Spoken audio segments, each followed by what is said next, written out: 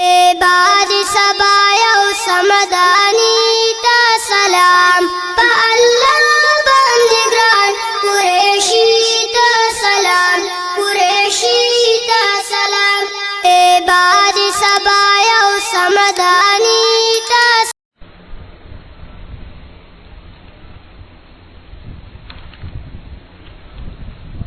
أعوذ بالله من الشيطان الرجيم بسم الله الرحمن الرحيم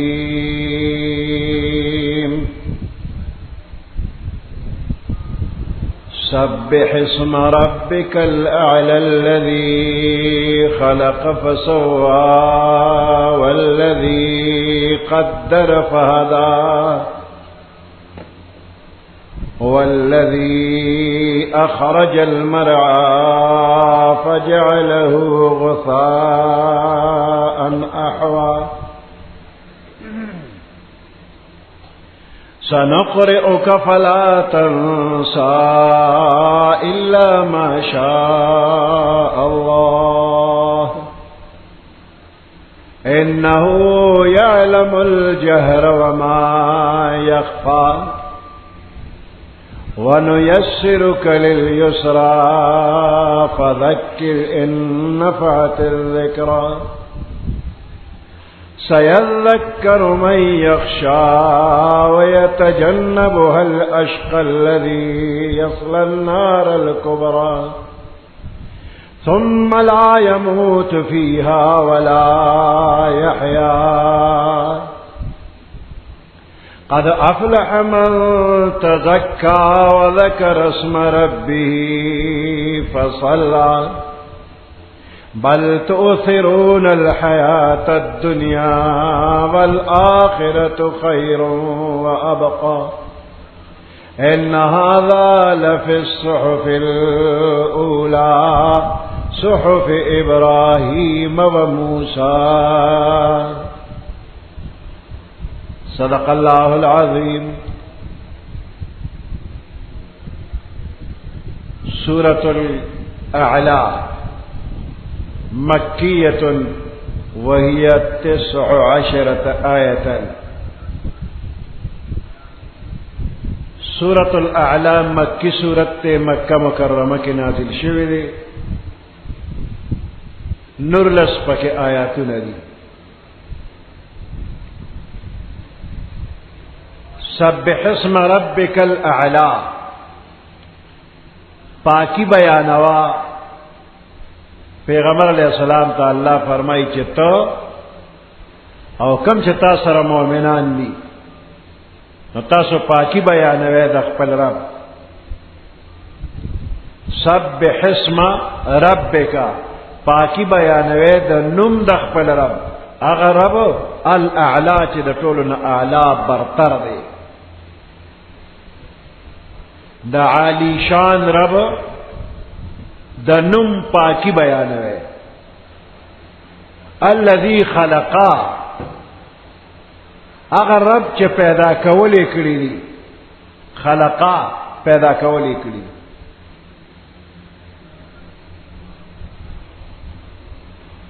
فسوا نو برابر والے کړی دي.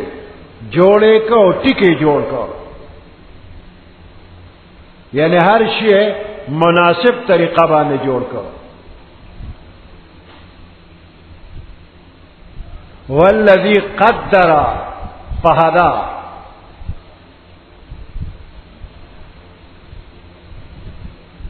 او هغه عرب قدر چې اندازه یې کو فهدى نو هدایت یې وته کو. مناسب تجویز یې کړی دی.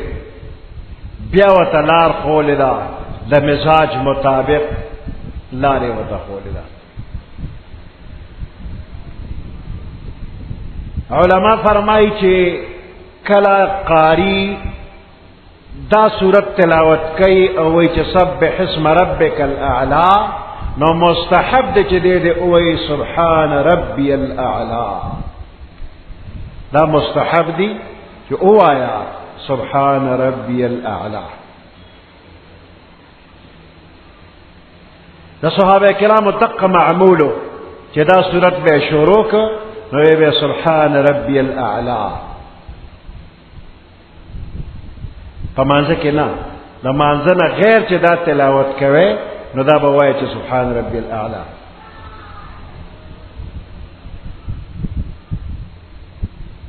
عقبہ ابن عامر جوہنی رضی اللہ تعالی عنہ فرمائی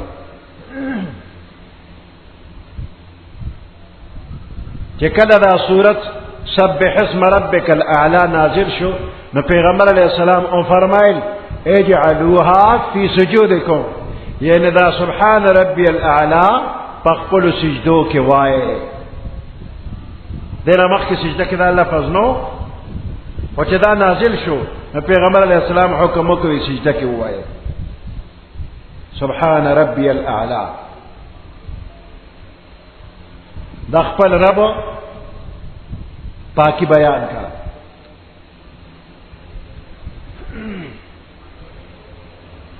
مراد د دې نه دا چې د رب د نوم تعظیم کوا، چې د الله نوم اخلي نو ډېر په ادب او په احترام اخلا. د داسې ځینو نه پاک ساته چې هغه د الله د شان سره مناسب نه وي. نو دې کې دا خبره داخله ده چې الله په هغه نومونو یادوا کوم چې الله ځان ته په خپل ویلي دي یا پیغمبر علیه السلام ویلي دي، نو په هغه نومونو الله یادوا.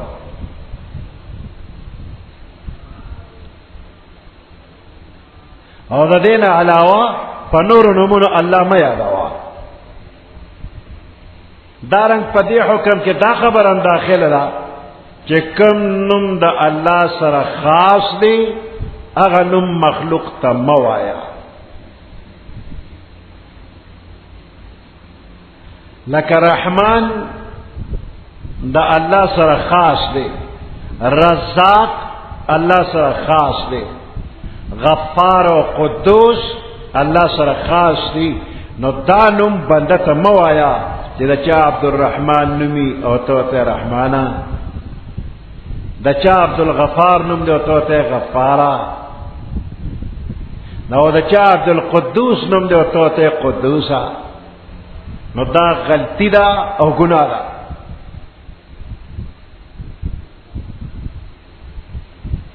او بل دا چې د بعض خلکو نومونه انګریزي غلط کړي دي. اوس عبدالرحمن ته عبدالرحمن لیکلو کې داسې خلک وایي آر پسې اے او لیکا دوی و پسې ای لیکي، دا هم غلط دی. دا رحمان نه دی، غلطی دی. دا رحمان احمد، احمد په دی احمد. نه داسې نومونه چې څوک لیکي نو دا احمق دی، ناپوهه دی. په اردو کې په پښتو کې په خپله ژبه کې رحمان وي او په انګریزي کې رحمان وي، دا ټیک نه دي. او عبدالرحمن ته رحمان ویل، فضل الرحمن ته رحمان ویل، دارنګه عبدالرزاق ته رزاق ویل، دا ګناه ده. او په نومونو کې اختصار هم مه کوئ چې په دکان بورډ لګېدلی اے رحمان، عبدالرحمن په ځای باندې اے رحمان. دا ټول غلطی ده. دې ته وایي ګناه بې لذت، بې خونده ګناه، څه خوند مزه هم نشته ده. بعضې ګناه خو لا داسې چې څه ترسکونوالی به پکې وي که نه، نو دې کې خو ترسکونوالی هم نشته دی. دا بې خونده ګناه ده، ګناه بې لذت. نو د الله د نوم ادب کوا، بې ادبي مه کوه.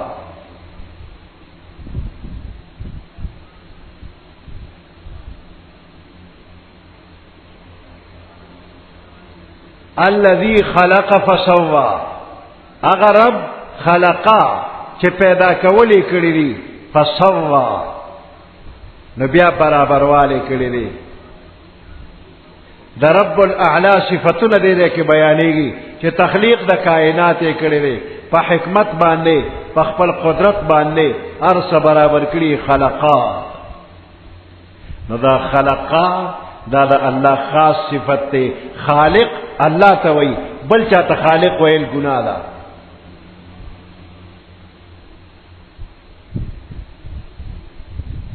فسوا، خلقا فسوا، نو برابر ایک لفظی معنی برابر والے مراد تے ندارے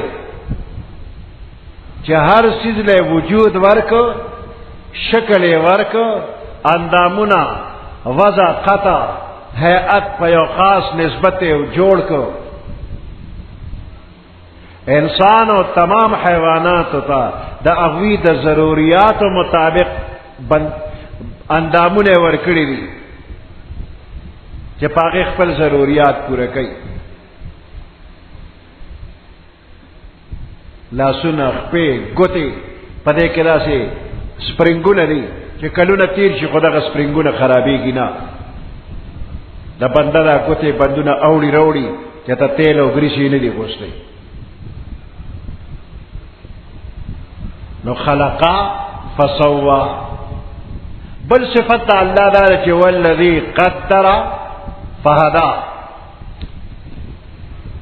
قدر تقدیر یو خاص اندازہ باندے جوڑ کر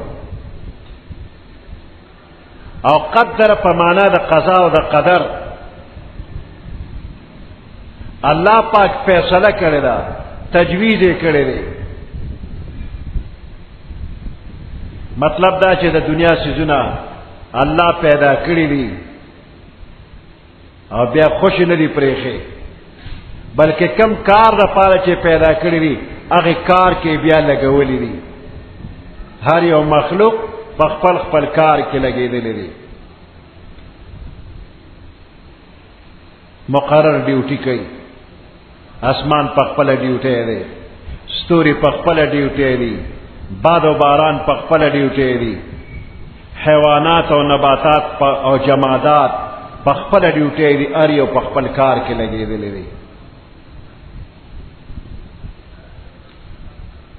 ہر یو مخلوق پا کار کے لگے آدھی یو انسان سے چی دے بیکار دی دے خپل کار نہ پی جنی خاک و باد و آب و آتش بند ان بامنو تو مرد با حق زندہ ان خاک خوری باد ہوا آب ابو آتش اور ابو خور ہوا بند ان دال اللہ بندیان دی دا اللہ تابدار دی بامنو تو مردا زما استا پا مخ کی خمڑ دی با حق زندہ ان دا اللہ پا مخ کی زندہ دی اور ابو خور ہوا زما استا مخ کے پمڑو حساب دی خدا حق پا مخ کے دا اللہ پا مخ کے زندہ ان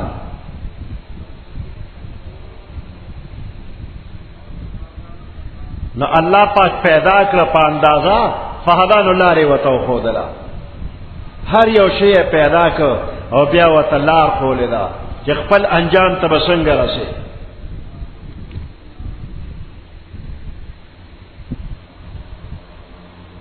زمکہ آسمان او دے تمام مخلوقات دے کی او قسم شعور دے او پا اغ شعور بانے دوی کار کی آتا کل شیئن خلقہ ثم ہدا ہر یو شیط اقبل بناوٹ او جوڑوالے ورک او لارے و توقولا ہر شیء پخپل ڈیوٹے کے لگیا دے کمے پکے نرکی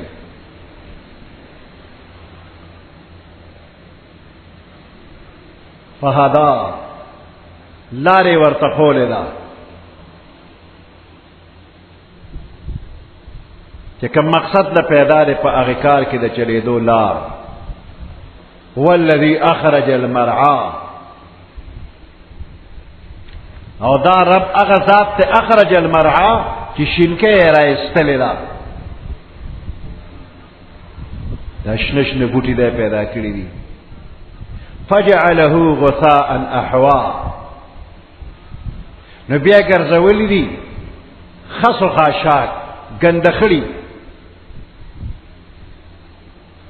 مرعا پمانا دا چراہگاہ چکم زیلا ساروی سریگی او غثاء اغی خزلتوی چی دا سیلاب پسر باندے روانوی سیلاب راشو دا پاسا پکم خس و خاشاک روانی دیته وی غوثا گندخړي احوا من التور اغه شوخ شینواله چې توروالی طرف تمایل وي نو دې کې الله پاک خپل قدرت او حکمت بیانوي چې د دې زمکه نشنشنه بوټي راوتل هغه شنه بوټي تر او تازه خوش رنگ رو رو هغه اوچو رنگ توروالی طرف تراغه انسان خپل انجام ته وګورا ستا انجام ته پکې اشاره را څومره خشته الله پیدا کړلې معشوم پیدا شو لکه د تیغی کچا بیا رو عمر زیاتې ده او دا تیغ پخېده خپل رنگ خپل میوه خپل ګلونه خپل پانی اخر کې رنگ زیړ شو او بیا اوچ شو او بیا پخپو کې دل شو زره زره شو د قستا هم مثال لی خپل خشته چست چالاکی الله نعمتونه درکړي دي وخت برا سراشي چې بیا برا مړاوي شي مړاوي کېدو نه رسته به اوچ کلاس شي بیا به زره زره شي چاته به پتن نه لګي چې پدې دې کې سوکو کو سوکو والذي اخرج المرعى فجعله غثاء احوا سنقرئك فلا تنسى پیغمبر علیہ السلام تا ابتدا کې آیاتونه چې براتلل نو هغه آیاتونه با جبرائیل علیہ السلام ویل نو پیغمبر علیہ السلام به ور سره زر زر جبه خوځولا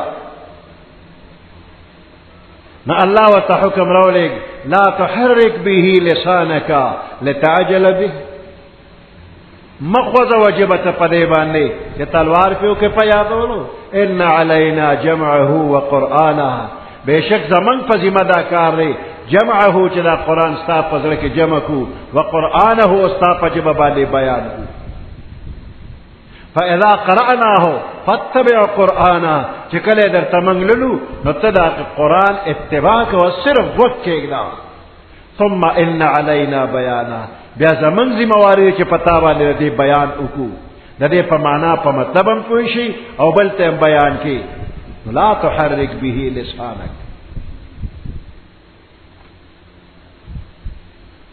اوس دې آیات کې وتعالى فرمای سنقرئك فلا تنسى زرد چې موږ په پتا باندې قراءت وکړو فلا تنسى تنه به ایریږي نه جسد ووریدل من د قراءت کو فلا تنسى تنبا ایریگنا الا ما شاء الله مگر هغه چې الله یې اوغواړي چې منسوخي کی نو منسوخ کېدو والا بدر نبیا ایری الا ما شاء الله کم چې تانه ایریږي ګور نسخه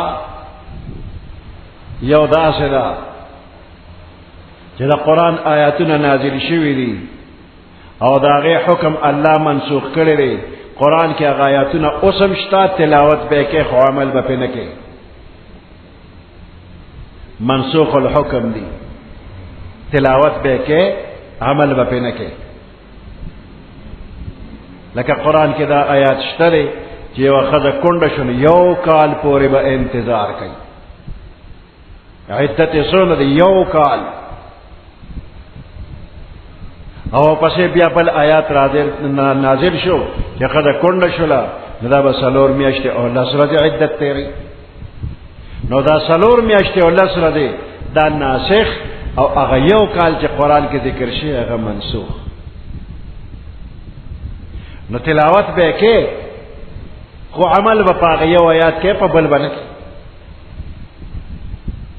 نو څه آیاتونه داسې دي چې حکم منسوخ دی تلاوت اشتا او څه آیاتونه داسې دي چې حکم هم منسوخ شوی دی او تلاوت هم منسوخ شوی دی تلاوت به نه کې قران کې نشتا او حکم هم نشتا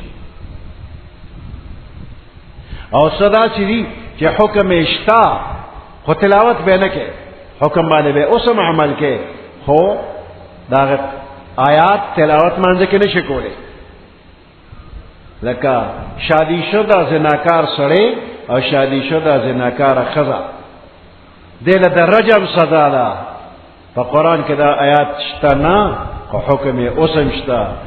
الشیخ والشیخة اذا زنیا فارجموهما نکالا من الله والله عزیز الحکیم. دا آیات قرآن کې اوس نشته، خدا نازل شوی وو. نو تلاوت منسوخ دی، منسوخ التلاوت، حکم باقی دی. او یو قسم نسخ داسې و منسوخ کېدل چې د سره هغه آیات الفاظ د پیغمبر علیه السلام نه الله ایر کړل او د تمام صحابه کرامو نه ایر کړل، او حکم یې منسوخ دی. او د دې باره کې سورۃ بقره کې الله ویلي ما ننسخ من آیة او ننسها نأتي بها خیرا منها. من چې کوم آیات منسوخ کو دا غینه به خروړو یا به هغه شانته بل وروړو. نو منسوخ کېدل د قرآن په آیاتونو کې شته. نو الله فرمایي سنقرئک من بدر باندې قرائت کو فلا تنسا، تانه به ایریږي نه الا ما شاء الله، مگر کوم چې الله ایرول اوغواړي ابدر نه ایر کی. ونيسرک لليسرى،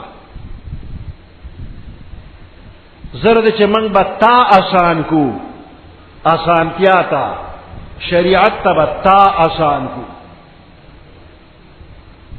ونيسرک لليسرى، من با تا شریعت تا آسان کو. د دې خو جمله دا سے پکار و چې دا شریعت به تا آسان کو. د دین دا لار دا یسرا نه مراد د دین لار شریعت، دا شریعت به موږ تا آسان کو. الله دا څه چې تا ته بیا وی تا به دې لارې ته آسان کو. د کې ډېره مبالغه ده.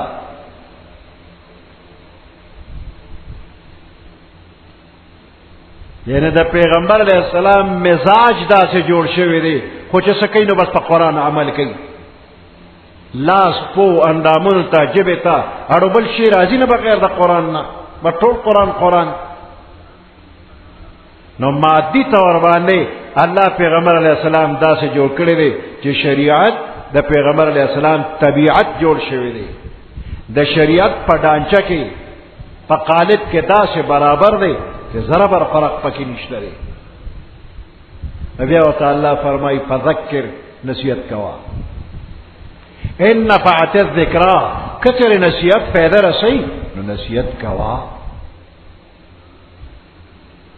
نصیحت کوا که فائدہ رسی، او که فائدہ نه رسی نو بیا مکوا. دا مطلب نه دی. نصیحت خامخا فائدہ رسی، نو ته نصیحت کوا. وې د دې مثال داسې چې یو سړي ته ته وې کته سړی او د سړي زوی نو دا کار او کې نه خامخې وکا. اخو سړی دی او د سړي زوی دی، انسان دی، خو په دې کار ورته زول دی. نو دا نصیحت خو فائدہ کوي، نو خامخې وکا.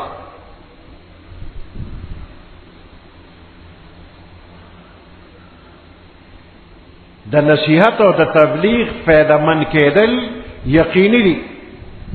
نو د دې یقیني کار ګوره پرې خودلو نه کې چره به نه پرې دی. نصیحت کوا. فذکر ان نفعت الذکرى قد افلح من تزکا، چا چې ځان پاک هغه فلاح بیا موندله.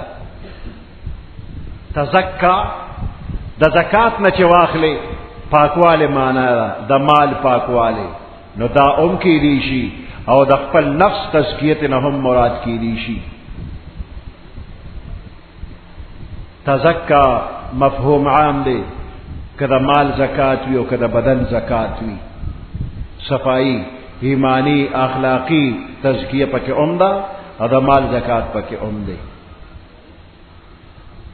وذکر اسم ربه فصلى، او د خپل رب نوم یاد ک فصلى منځ وکړه. ظاهر دا چې دغه هر قسمه منځ فرض نفل شامل دی، او بعض مفسرین وایي دا د اختر منځ یادای.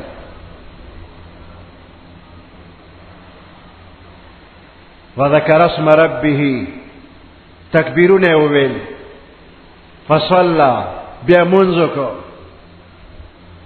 او تزکا سرسایه ورکړه، زکات الرأس سرسایه ورکړه صدقه الرأس.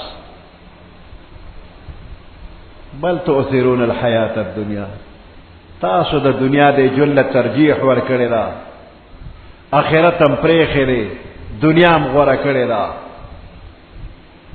نو د حقیقت نه ناشنا بنده نقد خوښی او قرض نه خوښی. والآخرت خیر و ابقا، آخرت بهتر دی، باقی پاتې کیدونکی دی.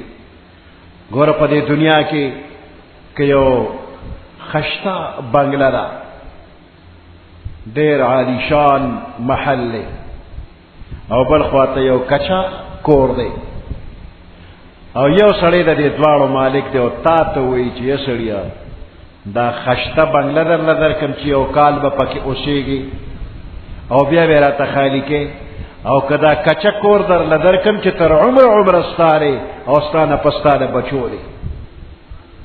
نو هوښیار بنده کم یو دی چې کمه به اخلي، چې دا خشته بنگله به اخلي یو کال دپاره، او کنه دا کچا کور بوالی همیشه د پاره. چې هوښیار سړي نه هغه دا کچا کور واخلي، ځکه دا همیشه د پاره د ملکیت شو، او دا ښکلې بنګله ده خو د یو کاله پورې وي، نو بیا به دې نه پاتې شي وځې به ته. نو ستا مخې ته دوه کوره دي، یو د دنیا کور دی، یو د آخرت کور دی. د دنیا دا په ظاهره ډېر عالیشان محل ښکاري، خو د یو څو ورځو دپاره پکې بیا به ترې نه وځي. او د آخرت دا کور دا د همیشه دپاره دی. او د دنیا د مثال ته وګوره، دی که دا یو خشته دی او بل کمزوری دی، او د آخرت کورونه بے انتها درجو باندې د دنیا د کورونو ډېر اعلی دی، او هغه بیا نه ختمېدونکي دي. هوښیار بنده هغه دی چې د آخرت کور جنت ځان له غوره کړي.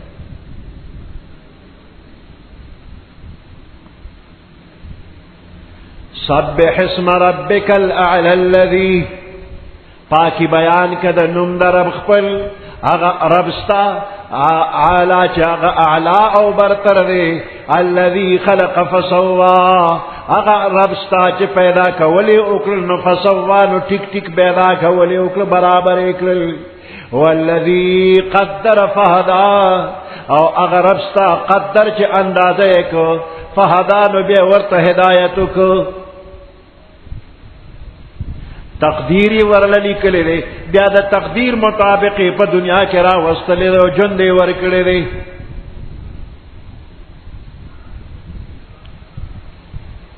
والذی قدر، تقدیر یې ورکړی دی، اندازه یې ورکړی ده، فهدا نو بیا ورته لاره ښودلې ده. دا کم تقدیر کې چې ورله لیکل کړي چې ته به کمال ته رسېږي، نو د هغې کمال لارې ورته ښودلې ده. په دې دنیا کې د کمال په لار باندې روان وي. والذي اخرج المرعى، هغه رب ستا اخرج المرعى چې شینکۍ یې را ایستلې ده، فجعله غثاء احوا، پس وی ګرځول دې شینکو لره غثاء خسو قاشاک ګنده خړي، احوا تور. سنقرئک فلا تنسى، زرد چې پتا باندې به موږ تلاوت کو، فلا تنسى نو تا نه به بیا ایریږي نه، الا ما شاء الله، مگر هغه چې الله وغواړي. انه يعلم الجهر وما يخفى، بیشک دا الله خبردار دی الجهر پخکارو باندې، وما او په هغه څه باندې یخفا چې کوم پټ دی. وَنُيَسِّرُكَ لِلْيُسْرَى، زرد چې من بتا آسان کو دی لار د شریعت ته آسانتیا تا، فذکر ان نفعت الذکرى، پس نصیحت کوا کچر نصیحت فائدہ رسئی. سیذکر من یخشا، زرد چې پوی بشی من اغسو کو یخشا چې د الله نه یریږي، ویتجنبها الاشقى، زان با بچ کی دا دینا اڑخت بشی الاشقا، اغا بدبخت کسو، الذي يصل النار، چه اغا با اور تا داخلی گی، اغا اور الکبرا چه دیر لوی اور دی، اللہ دیم تیو ساتی. ثم لا يموت فيها ولا يحيا، بیا به نمری په دې اور کې او نه به پکې جملې کېږي، نه به مري چې د عذاب اخلاص شي، ولا یحیا او نه به د خوشحالۍ ژوند بیا مومي، نه به مري او نه به رغېږي. قد افلح من تزکا، په تحقیق سره کامیاب او با مراد د من هغه څوک تزکا چې د خپل نفس تزکیه وکړله او د خپل مال زکات یې ورکړ. وذکر اسم ربه فصلى، او د خپل رب نوم یې واغشت، یاد یې کړ نوم د خپل رب، فصلى نو مونځ یې وکړ. بل تؤثرون الحیات الدنیا، دا خیر ښېګړه به څنګه حاصلېږي چې د آخرت فکر چا سره نی نو دا خیر ښېګړه نه حاصلېږي. بل تؤثرون الحیات الدنیا، بلکې تاسو ترجیح ورکړی دا د دنیا زندګۍ ته، والآخرة خیر وابقا، آخرت ډېر غوره دی، وابقا او باقی پاتې کېدونکی دی. ان هذا لفی الصحف الاولى، بشکا ان هذا بشکا دا مضمون لفی الصحف الاولى فاولنو صحیفو کې دی.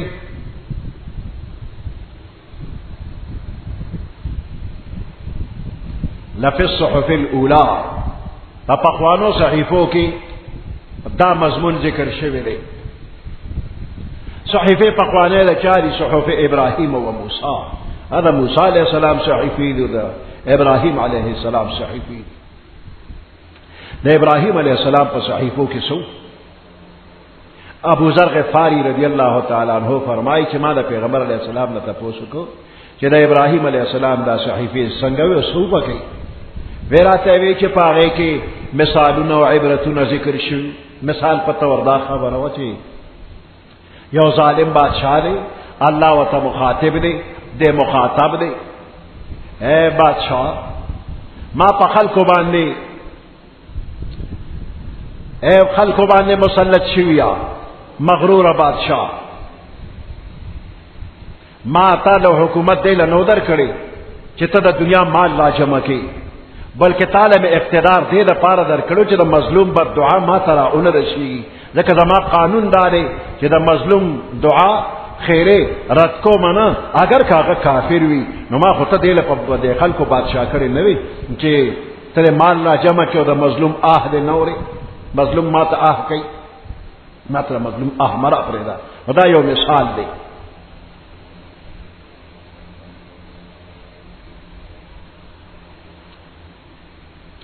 یو مثال بل لے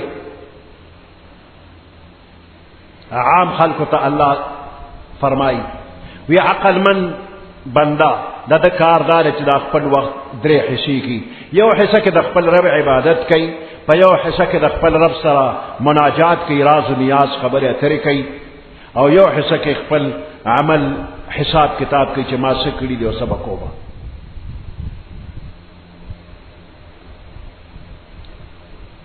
یو حصہ د خپل رب عبادت او مناجات ته دی پریږدي، دویمه حصہ کې د خپل عمل حساب کتاب دی کوي، د الله په قدرت کې دی فکر کوي، او دریمه حصہ د خپل ضرورتو کې، تبعی ضرورتو کې ولګي.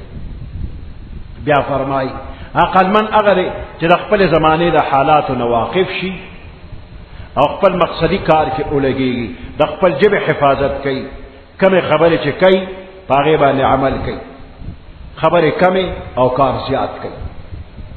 دا دا ابراہیم علیہ السلام پا صحیفوں کی عبرتون و نصیحتون، دا موسیٰ علیہ السلام پا صحیفوں کی سو.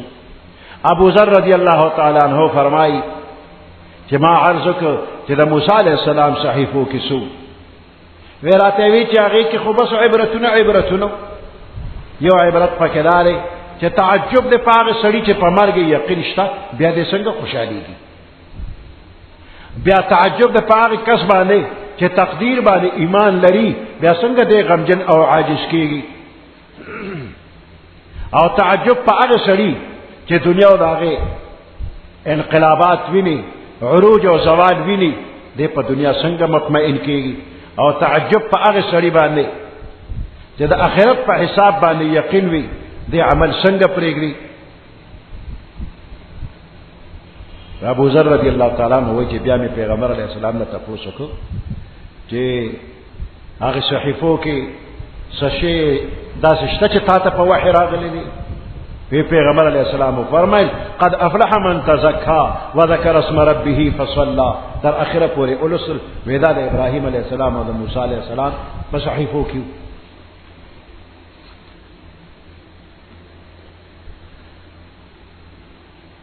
بل تؤثرون الحیات الدنیا، بلکہ تاسو ترجیح ورکوي د دنیا زندگی تا، والآخرت خیر و ابقا، او آخرت دیر بہتر دے و ابقا و باقی پاتی کی دن کے دے.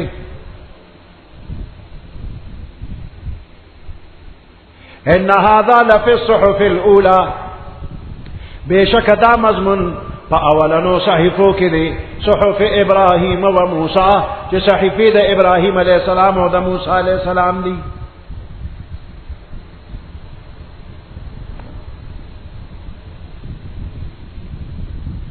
سبحان ربك رب العزة عما يصفون وسلام على المرسلين والحمد لله رب العالمين. اللهم ربنا آتنا في الدنيا حسنة وفي الآخرة حسنة وقنا عذاب النار وادخلنا الجنة مع الأبرار يا عزيز يا غفار برحمتك يا أرحم الراحمين.